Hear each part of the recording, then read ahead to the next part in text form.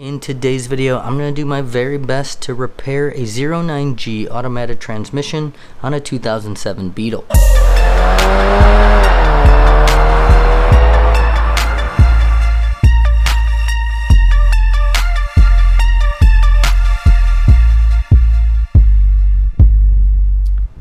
Hey everyone, welcome back to the channel, and sorry it's been a little bit from the last video. I feel like that's a little bit of my cadence lately, but it's just been really busy, and some of these projects that I'm making for the channel have been taking a little bit longer because they're a little bit more involved, as you'll see in this video shortly.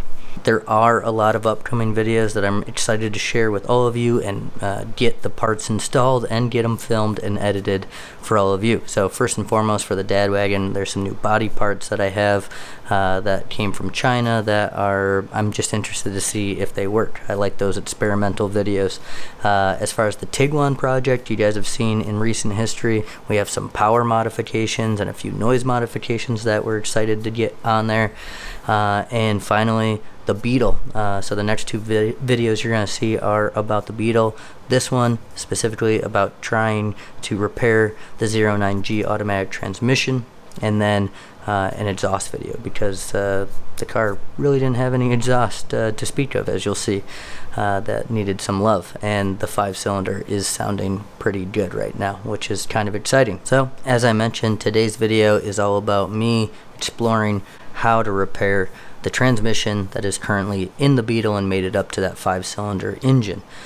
So the issues that we were experiencing was some shift flares between first and second and third, I believe. So when I say shift flare, I mean the engine would try and rev itself up to match the transmission, and we get some pretty extreme kind of flares in noise, specifically because there was no exhaust on the car at the time, so it made it very easy to notice. The other one that's a little less significant are what they call like shift bumps. Generally when downshifting, you get a little bit harder engagement, so as the car is slowing down, you hear it knock a little bit as it's trying to get down to the gear below. I did a ton of initial research trying to diagnose and figure out what the problems could be with this, and it kept landing on a couple things, or at least a couple places to start. They all really circumvented around the valve body of the transmission. The valve body is what tells the transmission to shift gears based on fluid. There's solenoids in there that let fluid through the paths of the valve body and essentially are telling the transmission when to go from first to second to third to fourth to fifth to sixth. The 09G transmission overall is actually seen as a pretty robust transmission and doesn't generally have major internal issues. However, it is problematic because of this valve body for two main reasons, really. The solenoids themselves tend to go bad. The solenoids are what open and close to let fluid through, and the other part of that is the boring around the solenoids themselves tends to get worn out, meaning the space that fluid has to flow increases, so they're not really doing their job. So I was really going to take this diagnosis process in baby steps, first starting with just a fluid change because I had a feeling that the fluid probably hadn't been changed in a while, and I was right. The fluid was pretty burnt and pretty old and just pretty used up, and that needed to be changed. But after I looked at the process to change the fluid, which includes dropping the entire oil pan as well as replacing the gasket and things like that, it just made sense potentially to do the solenoids at the same time because I found them online remanufactured for about $130. So considering the pretty affordable nature of the solenoids themselves, although the process is pretty involved, as you'll see, it seemed like a good thing to try all together at the same time. Now, I do have to say this is the biggest project I've ever tackled on any vehicle for that matter. The turbo on the dad wagon was pretty involved and took quite a bit of time and a little scary to do, but this one, you're messing with the transmission, all the inner workings of the valve body itself. Luckily you're not diving into the transmission itself for this, but still pretty scary, and knowing that if you don't do it right, things probably aren't going to work and the car might not move at all if you screw it up. But it went pretty well. I can give a little preview, but I also will say that this video is pretty detailed, pretty involved, and really going to be for those who need help with this specific problem. So it's not the most exciting video we've ever done, but it is, I think, a very good one. So let's jump into it. Alright, so let's get started with this pretty scary project, at least for me. First, you have to remove this little plastic shroud that protects the transmission oil pan. There's a couple bolts by the transmission oil pan, a couple in the wheel well, and for me, a little bit of duct tape. Now we're going to go ahead and remove the drain plug from the transmission oil pan. Once the fluid slows to a drip, go ahead and take the same size Allen key and stick that inside the drain hole, because there is another drain plug that's used for leveling that you'll also remove, and more oil will come out. Once that's almost completely empty, you can go ahead and insert both plugs back in the reverse order, so that way you don't misplace them for later. Now we're going to go ahead and remove the entire transmission oil pan. There's about 8 bolts all around the perimeter that you're going to want to remove. And as you get close to that last one, give it some support so it doesn't fall, because there will still be oil in that pan. Now let's remove the transmission oil filter. There's 3 bolts that hold it in place, and then we'll just require a little bit of force to pull it apart, because there's a few cork gaskets that hold it in place. So what we're looking at here underneath this mess of wires is the valve body, and that's what needs to come out. The valve body is controlled by electronics that open up valves and push fluid to where it needs to go and gets the transmission to change gears. I should also mention, before you even get started disconnecting anything at this point, I would suggest going through and taking a couple high quality photos from all sorts of angles of how exactly this whole thing went back together. I used the photos I took multiple times when I went back to reconnect everything and how to route these wires. So first we're going to start by disconnecting all of the wiring that's holding it in place. I started by disconnecting the 2 harness connectors. There's like a tan one and a blue one that you're going to remove from their brackets and disconnect and set those aside. If you don't already have them, a decent pick set is going to tremendously help you in this job. Now that I have a little bit of clearance, I'm now removing the bolt that holds in the transmission temperature sensor. So I'm going to remove that. And here I'm just using a smaller flathead screwdriver to have a little bit of leverage to bring that straight out. It just has a rubber gasket that's holding it in place. Now we're going to go through and disconnect all the solenoid connectors.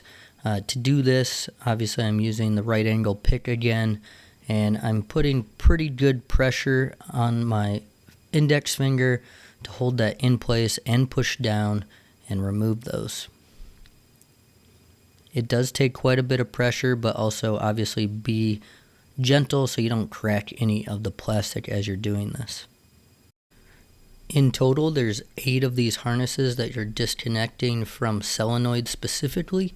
There's 6 that are facing the passenger side, and 2 that are facing the driver's side. Once you have all the harnesses disconnected, I went through and did my best to get all of the wires up and out of the way so I was able to easily drop the valve body.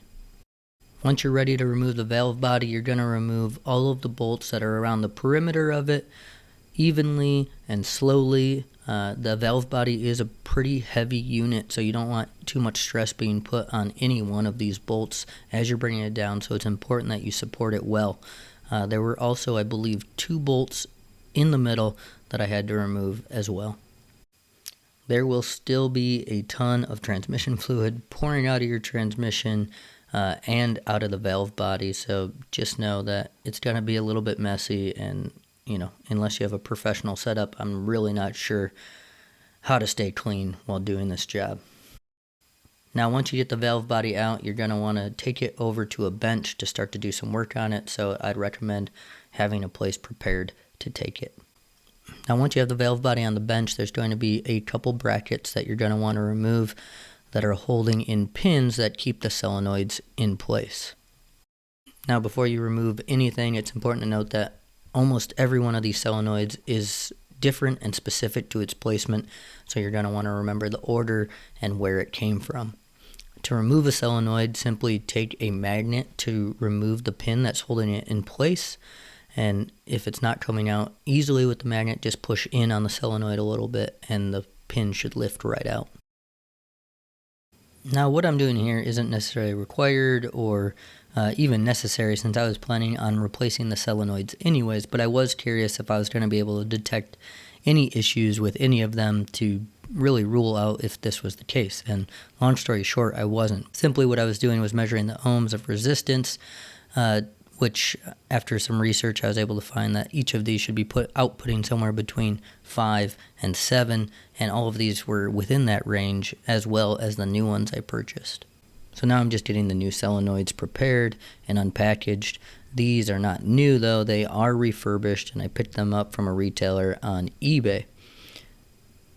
An important note about these solenoids is that they were not labeled exactly the same as the solenoids that were coming out. There were no identifiers that 100% said that this solenoid replaces that solenoid. Upon initial unboxing, I thought these solenoids weren't even going to work for me since they were different colors and had different numbers. However, after I compared each solenoid one at a time, I was able to match up each one with a similar solenoid that came in the current transmission with the pattern on its body itself. Once I was confident that I had each of the new solenoids matched up with the solenoid it was going to be replacing, I went through, uninstalled the current solenoid, and installed the new one.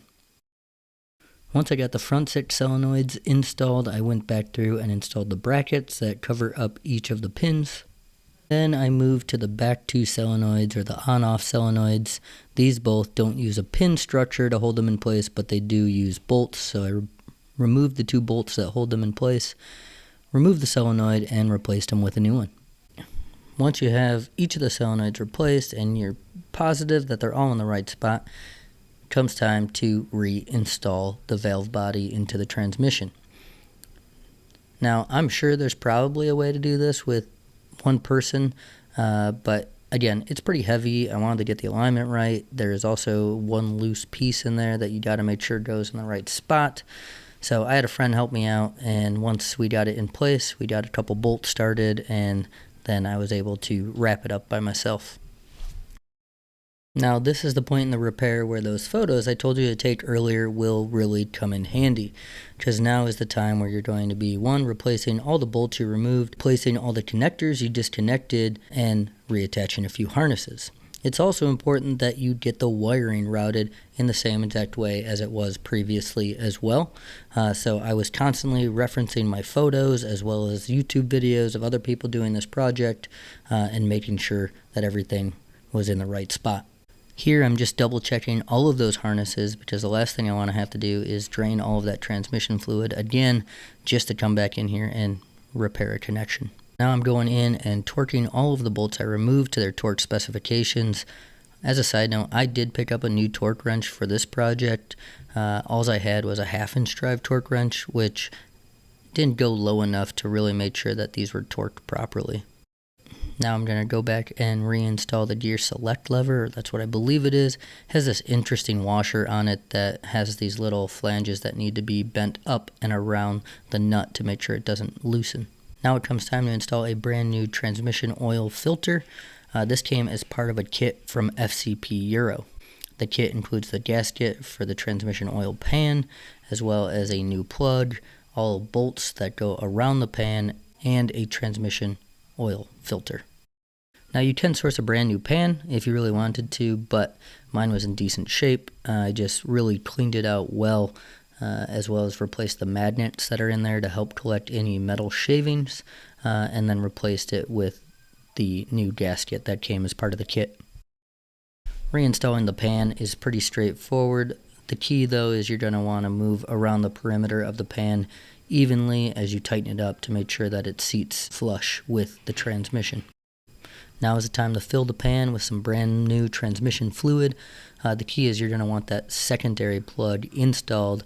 Remove the main drain plug, and then you're going to need a little adapter that you can pick up at Amazon or any Euro parts store to help get the fluid to go in. I'm using a pump style I kind of rigged up a old beer growler to hold at least 2 of the quarts at a time as I filled it. You're going to want to transfer all the oil that was included in the kit, because the way you level set this transmission is not through a dipstick style, but through that secondary drain plug. So once all the oil is transferred, you're going to want to go ahead and start your vehicle and monitor the transmission fluid temperature. Once the temperature reaches between 35 degrees Celsius and 45 degrees Celsius, you're then going to go back under the car and drop the main oil plug.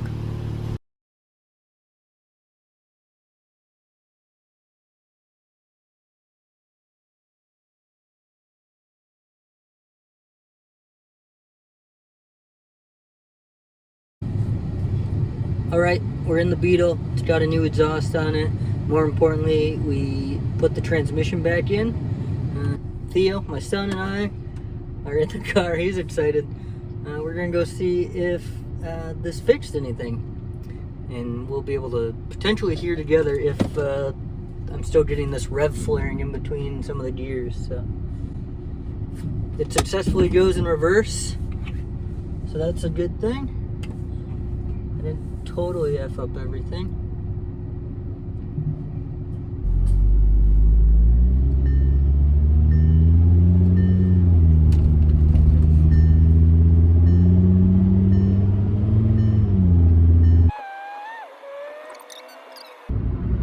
But things seem a lot better. I'm gonna push it a little bit.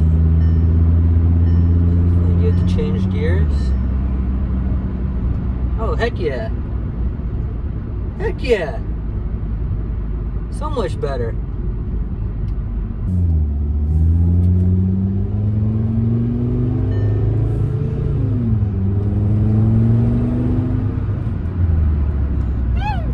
Woo!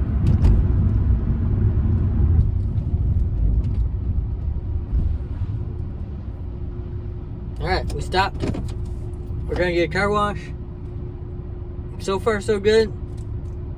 It really worked. So yeah, no harsh shifts in between first and second and third.